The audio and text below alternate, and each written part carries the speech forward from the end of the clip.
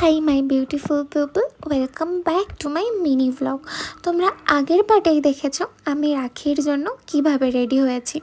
আর আমি বলেছিলাম না, আমি রাখির জন্য খুব এক্সাইটেড, কারণ আমার বড় দাদাকে আমি প্রথম রাখি পরাবো। এই যে আমার বড় দাদা।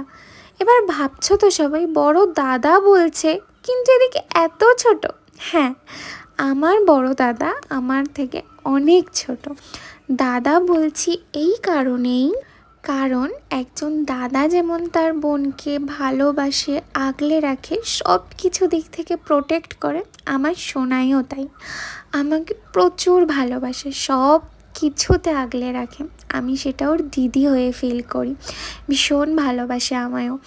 আর তোমরা একটু পরেই দেখবে আমার সোনা পাপাকে যখনই আমি ওর রাখির গিফট দেব, বিচ্ছু এত দুষ্টু আমাকে বলছে আচ্ছা টাটা বলে পাপার কাছে চলে গেছে। এই যে দেখো, গিফটটা নিয়েই ছোট পাপাকে দিতে গেছে। আর সোনার দেওয়া সব থেকে মিষ্টি গিফট, খুব মিষ্টি বাবা।